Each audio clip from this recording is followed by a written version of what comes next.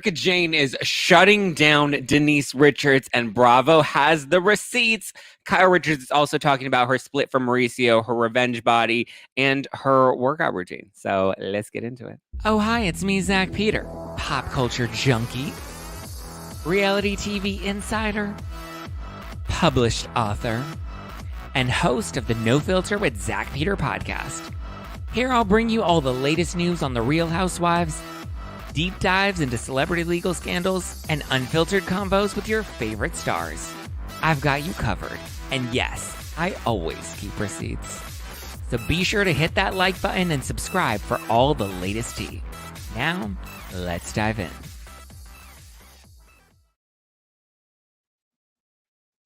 What's up, everybody? This is our last show of the year. This is our last show of 2023. We have reached the end of yet another year. Heading into 2024, we have New Year's Eve this weekend.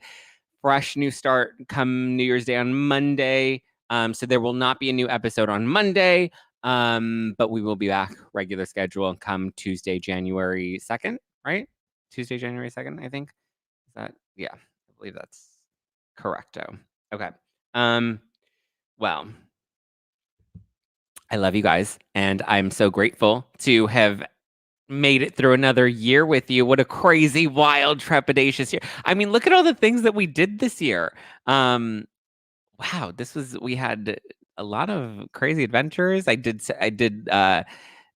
multiple live shows, did some shows with the Brav Bros, did lots of podcast collabs, went to Vegas for Erika's residency, went to Vegas for, not for BravoCon because I didn't go to BravoCon, but I went to Vegas to collect a paycheck at BravoCon.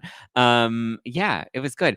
We will have a members only, yes. So sorry, I meant this is the last podcast episode, but we will still have a members only later this afternoon that'll be uploaded on the podcast for No Filter Plus members on Apple Podcasts. So you will still get your bonus episode of the week, but this is still our last episode for everybody. So yeah, maybe we'll even do a bonus episode this weekend. I don't know. The night is young. We'll see. We'll figure it out. But yeah, for those of you that are just regular podcast listeners, this is the last of what we've got together. We're going to talk about Kyle Richards. She did an exclusive interview with Us Weekly, Us Magazine.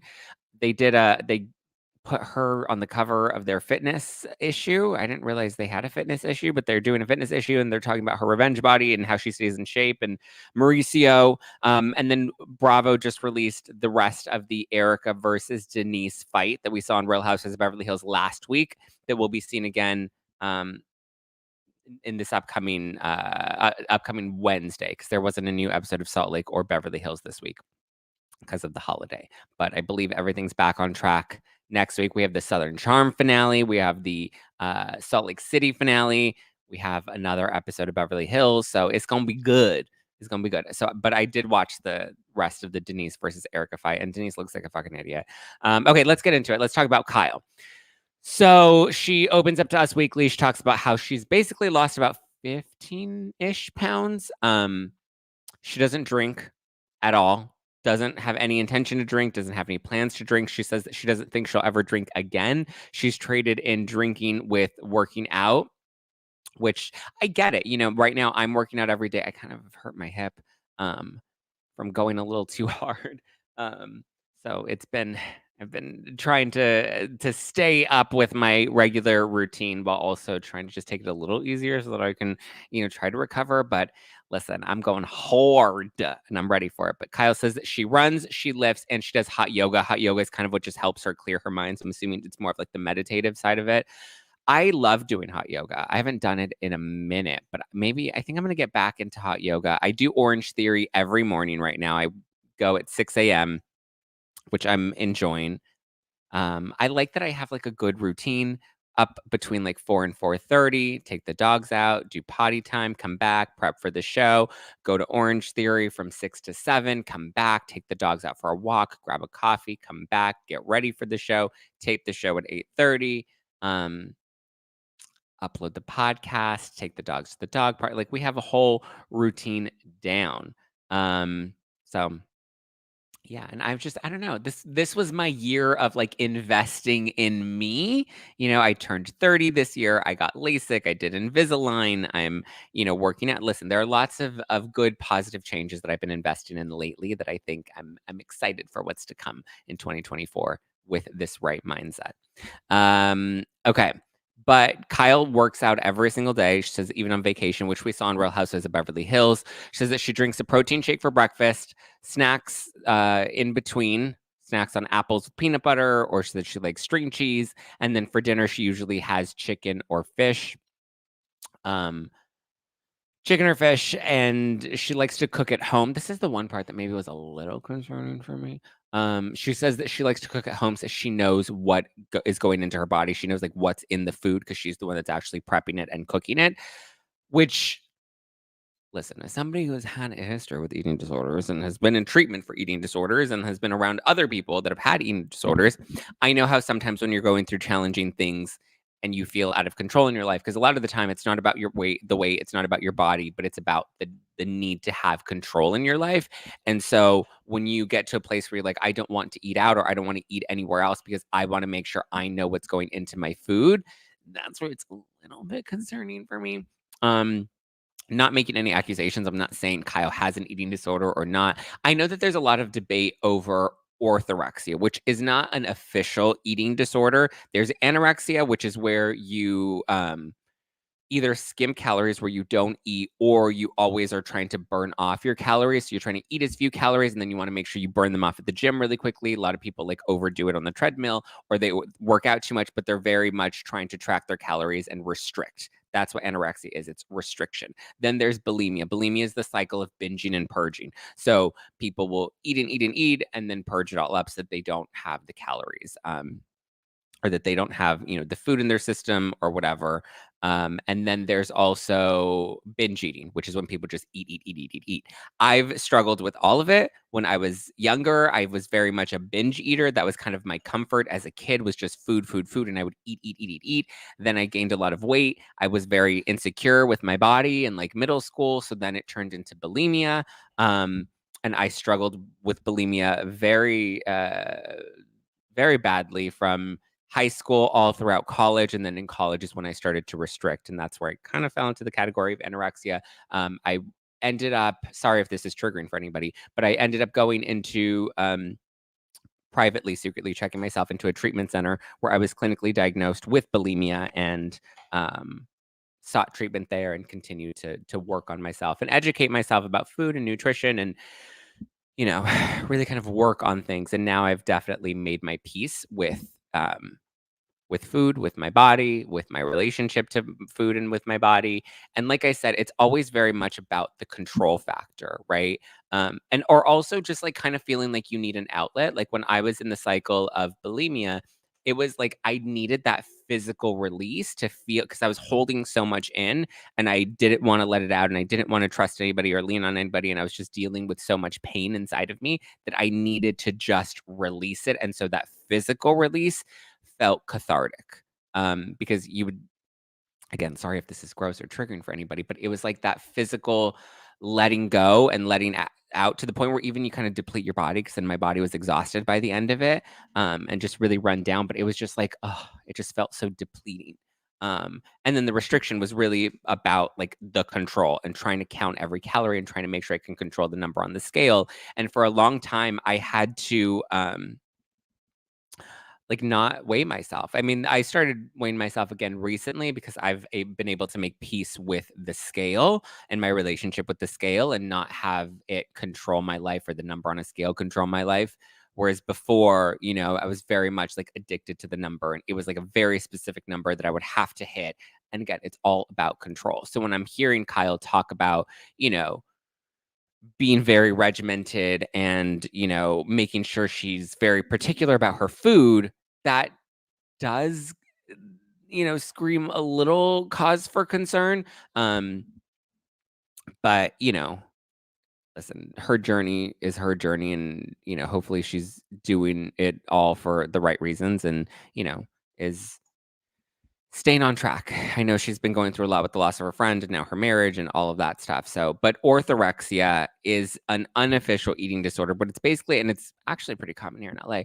And I think I even kind of struggled with this outside of treatment, with having this like need and obsession with needing to eat healthy or only having healthy foods. And you kind of become obsessive about it. And I remember I don't eat gluten, I don't eat dairy. I try to not really eat sugar. My only vice really is like alcohol currently, but orthorexia is like where you're like, I don't eat gluten, I don't eat dairy, I don't eat sugar, I don't drink alcohol. And you're like very strict about your specific type of diet and like what you eat and what you don't eat. And sometimes that can become obsessive for people, but that's not necessarily a clinically acknowledged eating disorder. So, I mean, Kyle could be, I don't think she's binging and purging, but she could be in like the cycle of possibly restricting for control or possibly orthorexia. Orthorexia has kind of had the medical community torn because some people consider it real, some people consider it not real. But it could just be, an unhealthy eating habit to be orthorexic. She also talks about Mauricio. And she says, as far as Mauricio goes, she says that they go to therapy. That, well, she doesn't specify whether they go to therapy together or whether they go to therapy like individually, but she says that they are going to therapy. I don't know if the therapy is helping them, but, interesting. They're going to therapy. She says that as far as her relationship with him goes, she doesn't really know what the future looks like. She sees them, at least remaining a family. They still live together. They spend the holidays together. So they're at least remaining a family. I kind of talked about this with Femterra on yesterday's episode of the podcast, where I'm like, I get it. They're still a family. And if they want to remain a family and, co-parent together, that's fine. But it's like, in terms of your relationship, like at this point, you've been in this cycle for over a year now. Like, at what point do you decide, okay, I think I'm ready to just let this go? But then again, that's hard. I've never been in a 20 plus year relationship where I imagine that's not very easy to just let go. But you will still always have that family unit. You'll still always be dad and you'll still always be mom. And, even if new people come along or new relationships come along, like that may change the dynamic a little bit. It may be a little awkward, but I feel like for the most part, it's time for them to move along. But she says that she's just trying to make it as normal as possible, even though she herself admits that it's very unnormal, their situation and their dynamic, which I get. So we'll see what happens with them. Let's talk about Erika and Denise, because Erika Jayne really they released the first 7 minutes of next week's episode, and it's been going around. Little clips have been going around, but I watched the whole thing, and it's basically picking up where or it starts with Dorit being like, oh, so Denise, have you talked to Erika about your issues? Because Dorit obviously at that point was not just trying to stir the pot, but also like give herself a break and take the heat off of her. And then Denise and Erika kind of get back into, or it's like part 2 from the dinner party, the weed dinner that Kyle had at her house. And so Denise brings up the issue with the threesomes and, how that was really troublesome for her and she doesn't understand. It's weird though, because she's like, you treated me like Denise's thing is Erika treated her like a bitch 4 years ago or whatever. But yet the justification or her example for how Erika treated her like a bitch is by talking about threesomes at her house next to a table with her kids, which is confusing because, again, if you go back to that episode, they were all talking about sex. Garcelle talks about threesomes. They were all having like an adult conversation. I get it. It's next to the kids, right? But so Erika says, she's like, I'm sorry, Denise, but like, if I remember correctly, you were also talking about your husband's big dick. And she's just like, not in front of them. I didn't say that there. And then Sutton comes in because Sutton has her confessional and she's just like, I was at that dinner. And she's like, Denise has some splaining to do. And they roll back the tape where it's at the dinner table. Denise is there looking like a ragamuffin, remember? And talking about Eric's big giant penis.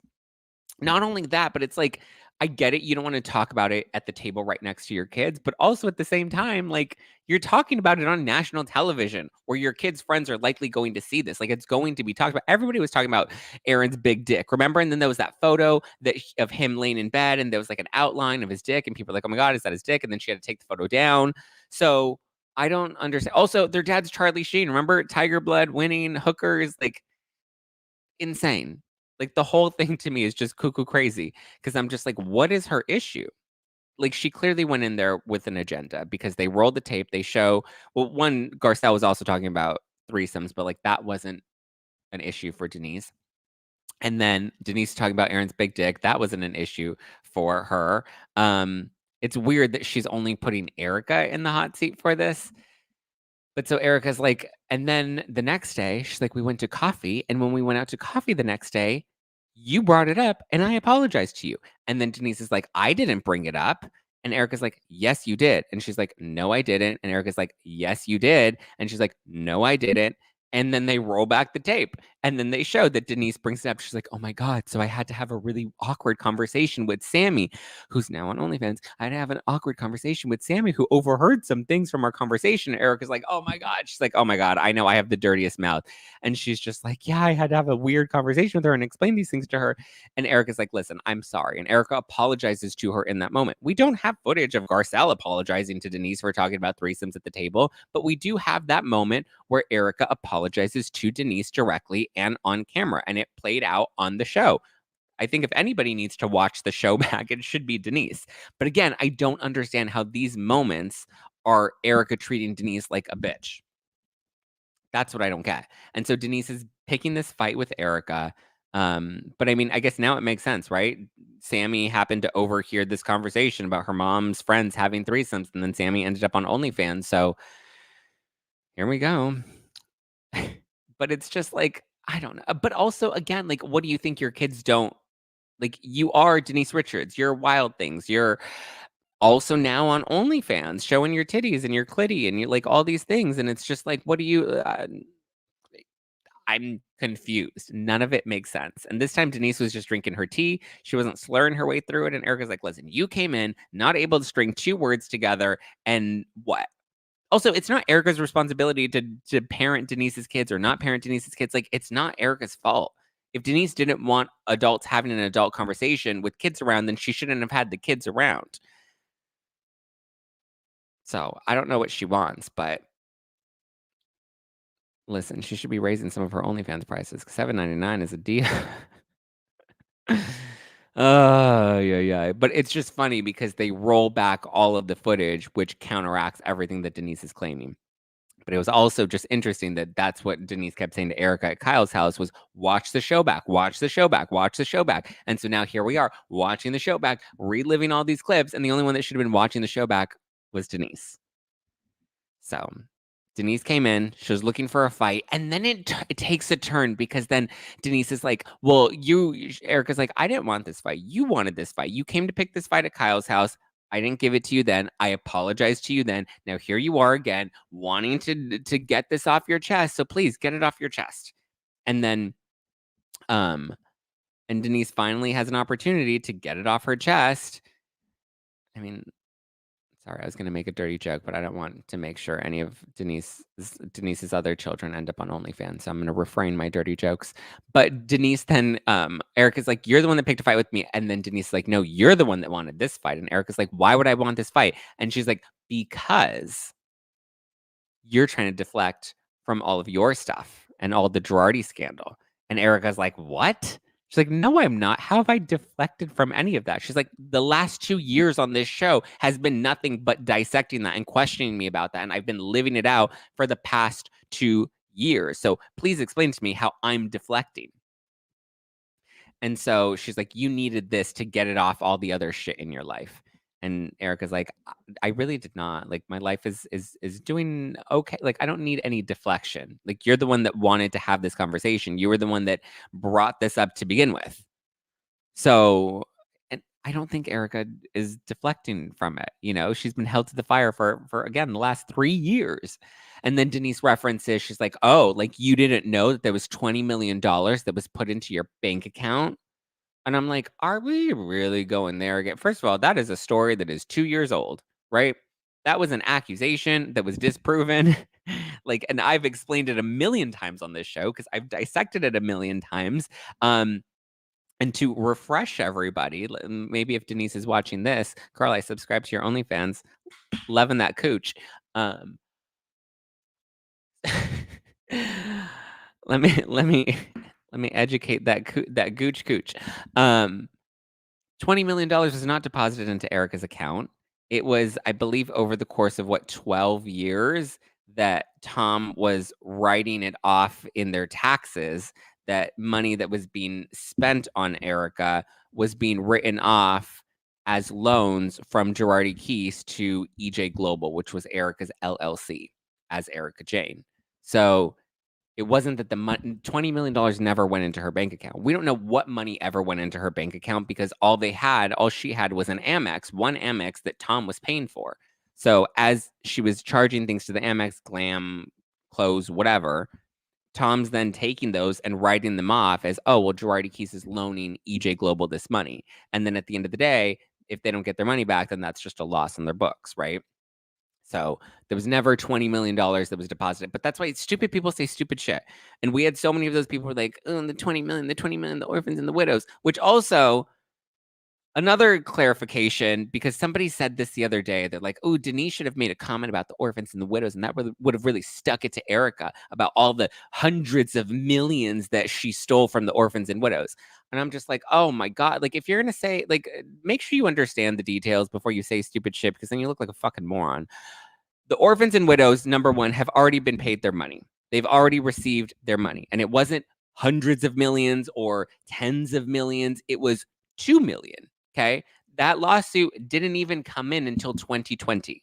Okay. That's when that lawsuit came in, which is when Erika was leaving Tom and filed for divorce from Tom. So since that was a newer case and that lawsuit didn't come up, that lawsuit didn't even like drop, and Erika wasn't even brought up in that until, what was it, December? It was after she filed for divorce. So remember, Edelson then accused Erika of filing divorce. It was a sham divorce. Remember, that was the headline, sham divorce, and that's what brought everything to light. So if this was all within the same year that Erika was leaving Tom, there's a really good chance that she never actually received any orphan and widow money because it was a more recent lawsuit. The accident wasn't it? What is it, 2017, 2018? I don't remember the details exactly because I'm only going off the top of my head. But 2017, 2018, and then the lawsuit came in 2020, which was the year Erika left Tom. So please explain to me when, because multiple people benefited from this. The bookkeeper was over here buying all these properties that he then tried to liquidate and move to the Bahamas before he got arrested. So there's a good chance Erika never saw a penny of that $2 million because there was a lot of money already in the pot. It was shared, it was collective money from like clients, and some of it was Tom's, but not all of it was Tom's. But so it was only $2 million that the orphans and widows reportedly didn't receive, that they then did receive because their co-counsel, who was Jay Edelson, ended up paying them out, which, yes, it was Tom's responsibility to pay the clients, but Jay Edelson was co-counsel on the case. And so as his fiduciary responsibility was to his clients, and so therefore he paid them out. And now he's suing the trustee and trying to get the money back from the trustee. What was it, a $50 million lawsuit? It was only $2 million that the orphans and widows were owed, but I believe he's suing for like $50 million. Again, don't quote me on these exact numbers. They may be off a little bit because it's been a while since I've covered any of this. But when people talk about the orphans and the widows, it's just like dumb. Or the earrings, we're not getting into any of this shit again. I've done enough content on it. You can go watch all of that, or you can even watch my interview with Erika because she gets into a lot of that too. And we discuss a lot of that.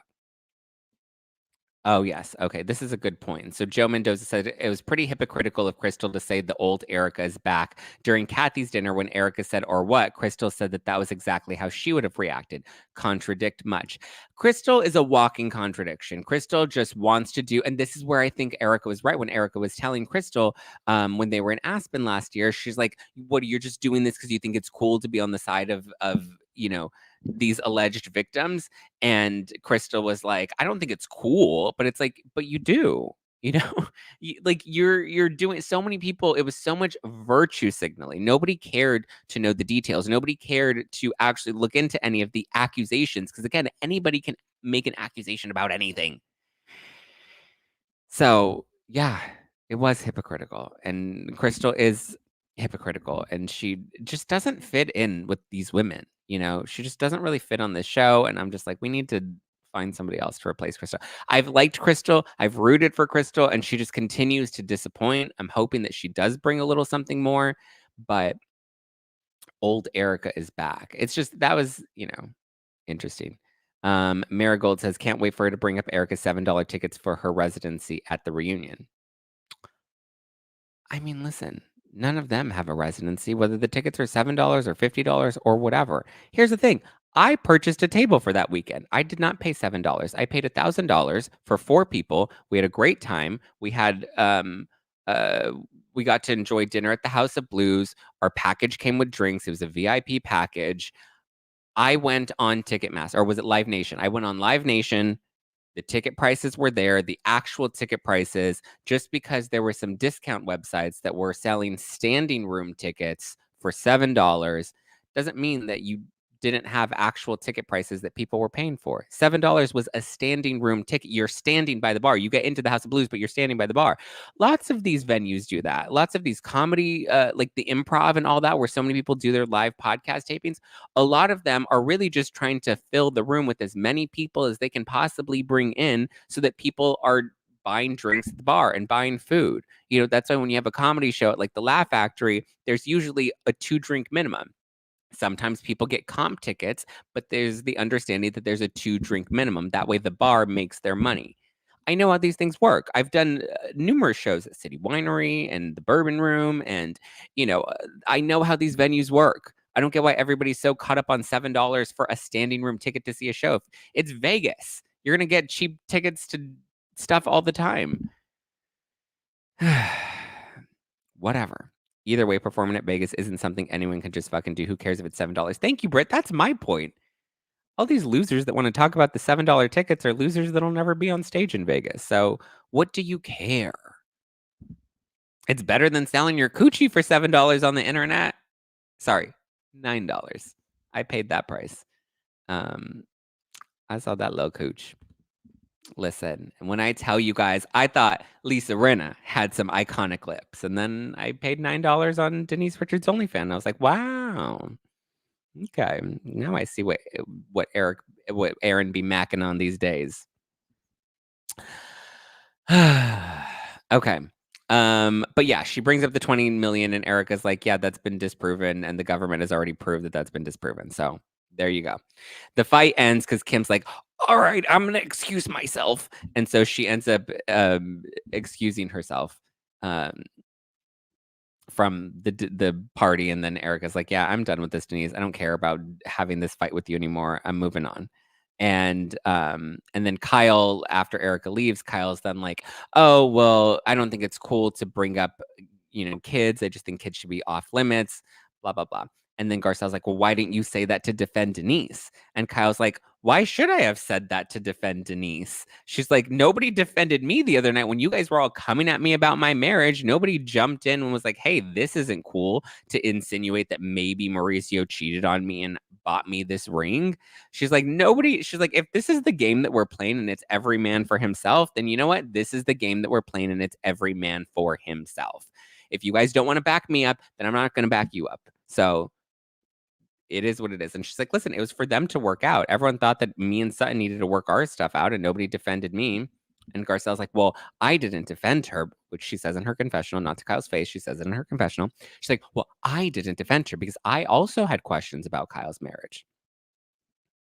So, I mean, I get it in the sense that, like, Garcelle did say something in the moment because she was on Sutton's side in that moment, and she did have questions about Kyle's marriage, and Kyle did have an issue with Erika bringing up the kids, and that's an issue that Kyle has with bringing kids into this. But you also have to understand, Denise brought her kids into this. Denise is like, you taught my kids about threesomes, and Erika never made an accusation or never talked about her kids specifically, but said, I made a generalized comment saying that kids have access to phones. And if they have access to phones, they have access to everything else,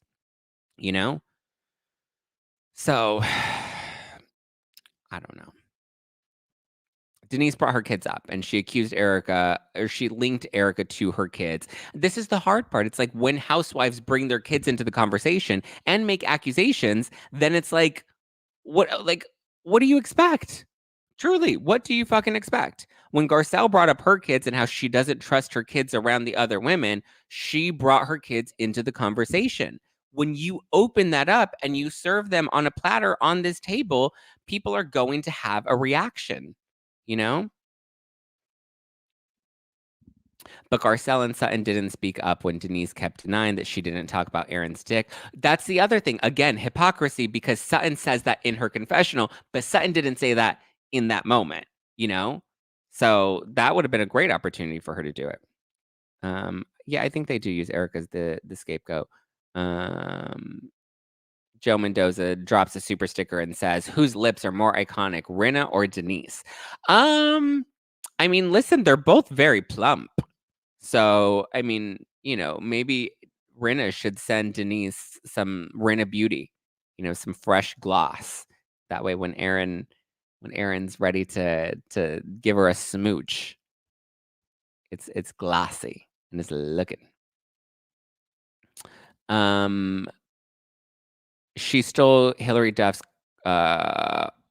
choreography. I don't know what that means. How is that fun? Maybe the food and company was good, but the talent not so much. Uh, um, I don't know. The people keep talking about Hillary Duff, and I don't know what any of that is about. Sorry, I don't know. Again, I've stopped reading all like the Reddit stuff. I don't know what that's in reference to. I mean, I can look into that and see, but yeah. You're on a reality show, your kids are not off limits. I don't Here's the thing. I will say this, Mary Duda.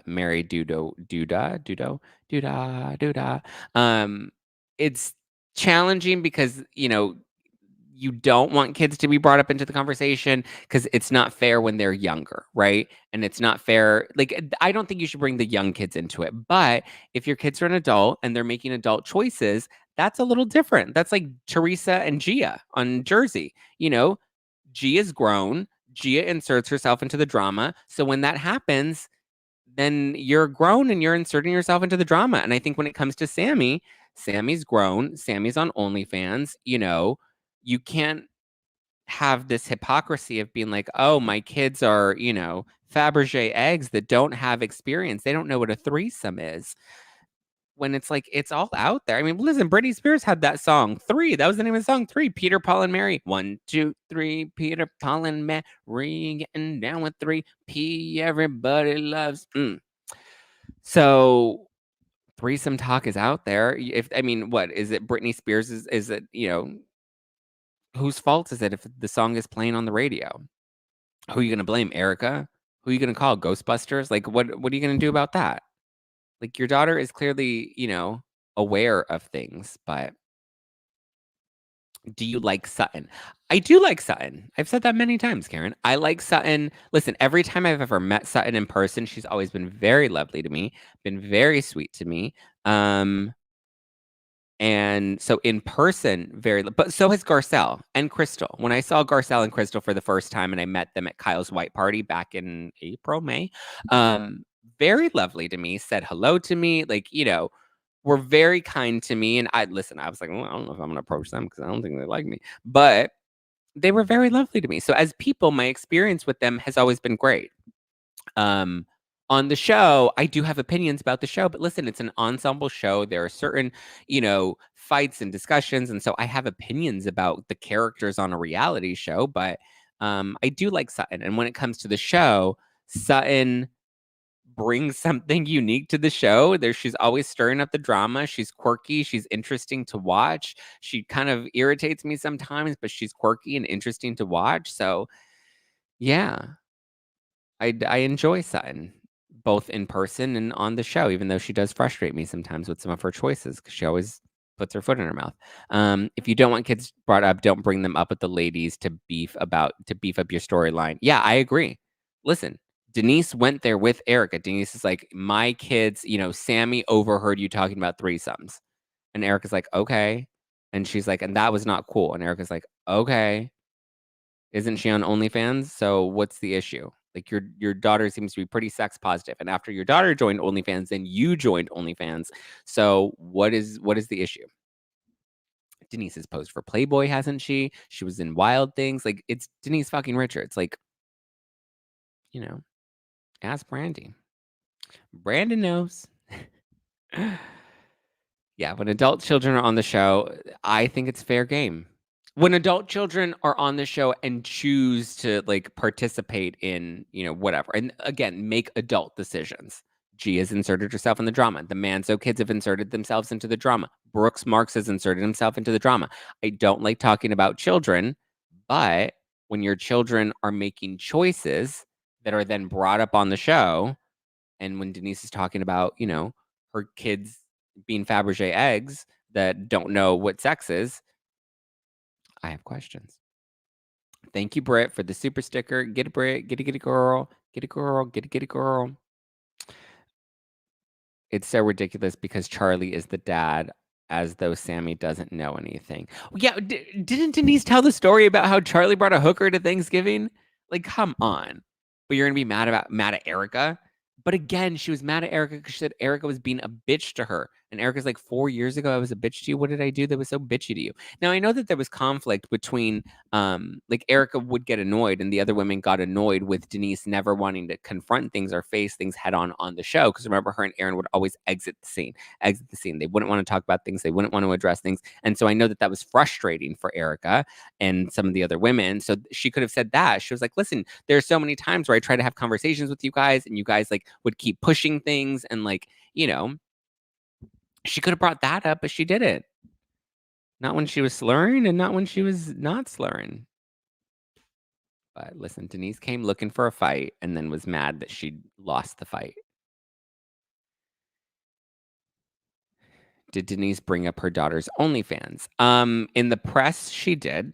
Because remember, when her daughter joined OnlyFans, then Denise was like, oh, well, I'm joining OnlyFans too because I think it's great. Sex positivity, sex positivity, sex positivity. Okay, great. Be sex positive then. And then when it comes to the show, Denise didn't bring up Sammy's OnlyFans. Erika brought up Sammy's OnlyFans, but only after Denise brought up, her kids' level of exposure to dirty talk. And she said, you insinuated that my 14-year-olds have had threesomes. And she's like, no, I didn't insinuate that. I'm just saying kids have access to things. And if they haven't done things, they still have access to things. So, yeah. Someone got in Denise's ear, pushed her buttons, and wanted Denise to have a moment. Yeah, I mean, I guess. Didn't really. I mean, she had a moment. It was just an embarrassing one. Because all the footage, when the editors rolled back all the footage that was disproving everything that Denise was saying, and Denise and Erika going back and forth and be like, I'm right, no, I'm right, and I'm right, no, I'm right, no, I'm right, no, I'm right. Yeah. So there we go. Listen, we know that at least one pair of her lips, can deliver, and it's not her mouth. Erika gave fair warning before the discussion. She did. She's like, I don't want to do this with you. I don't want to do this with you. Denise came in looking for a moment. Enter Erika. Yeah, Jen, I agree. She wanted her moment. Here's the thing. Then if you want a moment, go after Dorit, go after Kyle, go after Sutton, go after someone that you maybe have a fighting chance against. Erika's not the one. I did think it was funny that in the clip, Kyle's like, I guess Lent is over. I guess that's done. But Crystal being like, ugh, the old Erika's back. Ugh. I'm just like, oh God, Crystal, shut up. If we didn't have the old Erika back, your ass would still make it fucking boring as shit. Crystal needs to bring something to the show because she's really lacking. And also, did they cut her moment? Remember in the trailer for this season, Crystal's wearing that same red dress with her hair there. And in the original trailer, Crystal says, everybody in this group always wants me to fucking yell or raise my voice, something like that, right? And interesting that we got that in the trailer. That's the same outfit Crystal was wearing. And it also is the same. It was at Crystal's house. It was in her living room at taco night. But we don't see that. And I don't know if we will get that clip because it kind of seems like taco night dies down once Erika leaves. And then Kyle kind of gets mad at the other women a bit for not having her back when her marriage was being questioned. So I don't understand what's going on. But we'll see. I know Crystal and Anne Marie definitely have it out in Spain, which will be coming up soon. So we have the Southern Charm reunion that's coming up soon. Well, we have the finale that's coming up, and we now have the reunion looks that were just revealed, I believe, on Wednesday. They're cute. They look very, it kind of reminds me, the theme reminds me of like a New Year's Eve party. There's a lot of red, there's a lot of black, there's a lot of velvet. We have JT, who is looking very much just like JT, wearing all white button down, white pants, black belt, black loafers, and then a gray blazer. Cute, simple, nothing extraordinary. We have Leva, and Leva looks probably my favorite. She looks incredible. It looks like a black velvet dress with like see-through cutouts and bedazzled straps and a really high slit. Really, really nice. Like, looks really regal and classy. Like, this just looks like a really Charleston New Year's Eve party, and they all brought the looks. We have Olivia and Taylor both wearing red. I wonder if Teresa would call them the devil for wearing red. I personally prefer Olivia's dress over Taylor's dress. Olivia's wearing, it's a nice long red dress, high slit, cut out on the side. Looks like we have a little bit of a shoulder pad. She looks really nice. Her hair's really simple. It's kind of just like a basic pony. Not my favorite hairstyle on her, but it's fine. Taylor, I don't really love her look. There's a lot of cutouts, a lot of twists. Looks like a fabric rose. I don't know. She said that it was Scarlet Letter inspired, which if you know, and if anyone knows the Scarlet Letter, the book, isn't it about like a whore that like has to wear a scarlet letter because she's a whore? I don't know. I haven't read the Scarlet Letter in a long time, but I just know like they like put a letter on her so that people know she's a whore. You prostitution whore. But don't love it. Olivia's wearing gold shoes and Taylor's wearing black shoes. And again, I don't love, I think Taylor really wanted this to be like a moment. Also kind of interesting that it's similar to like Ariana, who wore like her red cutout red dress, unless that was just kind of on theme. I don't know. We have Shep. Shep looks cute. This is the most dressed up. Well, I guess he kind of always dresses up, but this is the most dressed up we've seen all of the guys. 'Cause I feel like in the past they've kind of toned it down, whereas this year they really made sure to dress up. Shep's wearing like a velvet dark green suit, very dapper. Madison looks cute. It's she's got like a Marilyn Monroe sequence dress. The whole vibe reminds me of Marilyn Monroe, Kim Kardashian, when she recreated the Marilyn Monroe look at the Met Gala. That's what Madison's look reminds me of. It has that like kind of beaded dress. She's got kind of a Marilyn style bob going on. I don't love her shoes though. She has these big, chunky. I don't like the platform heels. I don't get why we're bringing those back right now. I guess they work in some instances, but I don't love these. They're just these big, chunky white shoes that I feel like kind of makes the outfit a little tackier. I don't know. The shoes just feel very Forever 21, where the dress could have, been like a cute Zara moment, and it's like, we just kind of made a little fast fashion cheap. Vanita looks incredible. She's wearing this cute little cocktail dress. It's really short. She has these long black, those aren't stockings. What are those? Nylons? Black shoes. Like it's an all black look, very sleek, very chic, very, very giving. I love Vanita's look, Leva's look, and Olivia's look are my favorites. But I think I like Leva and Vanita better than I like Olivia. Just because I don't love, like, Olivia looks great, but her hair and her shoes just didn't really sell it for me. We have Craig, who's wearing a very basic gray suit with the white shirt. Austin looks great. Austin's wearing a red velvet or like a burgundy velvet blazer. Looks very dapper. I was like, yes, that's my baby daddy. Get it, Austin. So Austin came to play, and I was loving it. Loving it, loving it, loving it. Yeah.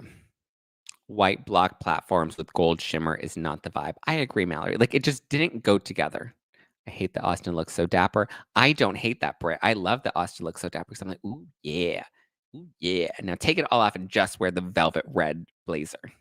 Burgundy blazer. Austin definitely, of all the guys, Austin looks the best, as he should. That's the star of the show. Yeah, not a fan of JT's look. JT's look just looks like something he would wear on a Sunday. And Shep's look, I don't know, something about like it's not very fitted, so it's just kind of like meh. And Craig's is just very basic. It's just a basic, it's nice. He looks handsome, but Austin is like serving. We like that. So I'm gonna say Vanita and Austin are my two favorite looks from this reunion. And then Leva and Olivia come in next. I'm here for it. Very, very, yeah, Austin the Slade. Opinion on Leva's show, Southern Hospitality. I haven't watched it. Haven't really cared to watch it. I don't know, it just feels like another Vanderpump knockoff, and I mean, it also, from what I've seen from like the previews and the trailer, like it seems very like played up, and it looks very dramatic, like overly dramatic, like they're trying to perform, and I'm just not really here for that. So, yeah. Why are Craig and Shep wearing brown shoes with black and gray suits? I don't mind the brown shoes. I think, well, actually, I think the brown shoes look great with they look like black shoes would have just looked way too basic. I think black shoes may have worked for Craig's look, because with the gray you want to keep it really simple and really sleek, but I don't mind the brown shoes. I think it looks nice. It just adds like a break, and it adds a little pop of color. It adds a little bit of a break. I think that Austin should have absolutely worn the brown shoes with the green. I think the brown complements the green velvet look. I don't think black shoes would have. I mean, black shoes would have been fine, but I just think they would. My issue with Austin's outfit, though, is his belt. Because usually you want the belt to kind of match the shoes to an extent, right? Or at least I usually like to have a bit of that that contrast to like the solid look of the outfit. I don't know. Kind of, what is it, color blocking? Where you kind of, do little blocks. Not a fan of Austin's belt. It looked a little too Christmassy for me, which I was not a fan of. But yeah, I don't mind the shoes being brown. I think the shoes being brown look great. Belt and shoes should match. Absolutely. Thank you. They should absolutely match. Shep not wearing a brown belt when he wears brown shoes is terrible. Yep, I agree. Okay, so everyone's in agreement with me for sure. Brown shoes has forever been in place of basic black. Yeah, and I think it makes the outfit pop a little bit more. I don't get what is the issue with brown shoes. I like the brown shoes. I think black shoes are just boring and basic, and like if you're going for like a real classic James Bond look, sure, but if you want to add a little pizzazz, if you want to add a little oomph to the outfit, brown shoes for sure. Yeah, nobody likes Shep's belt. Good. Nobody should like Shep's belt because it's ugly. Okay, that's all I have for you guys. I will be doing members only later today, so we can stay tuned for that. I'm probably going to do it a little early. I think I'm going to do like a 4 p.m. Pacific. Normally we do it at 5:30 Pacific, but this time I have to do it a little bit earlier because I have to go to I have dinner and then a show that I'm going to tonight. So yeah. So we'll have a full evening ahead of me. But thank you guys for joining me this year. What an amazing, incredible year we've had. The good, the bad, the highs, the lows. We're here. We made it. We're wrapping up another year. We're getting ready to kick off the new year strong. Happy New Year, everybody. If you're not a member, you can still become a member of the Zack Pack, which, by the way, you can get your merch now. The link is in the description below. If you want to get some merch, get some merch. Get some merch right now. Find me at Jason's shirts, Zack Pack shirts, Ruthless Not Toothless shirts, No Filter hats. You can stock up now. The link is in the description below. I love you guys. I appreciate you guys. I hope you have a wonderful, wonderful weekend. Have a very happy new year. Get Liddy City. Drink some champagne. Ring in the new year right. Count down that ball drop, all of it. Keep up with me at Just Plain Zack all over the internet. Keep up with the podcast at No Filter with Zack on Instagram. And get ready. Like I said, there's no new episode this upcoming Monday because it is New Year's Day and I'm taking New Year's Day off. But we'll be back on our regular schedule Tuesday, Wednesday, and Thursday. Bonus episode that'll drop on Friday with members only live stream on Thursday night. So stay tuned. All the regular content will be back. Salt Lake City recap will be back on Wednesday night.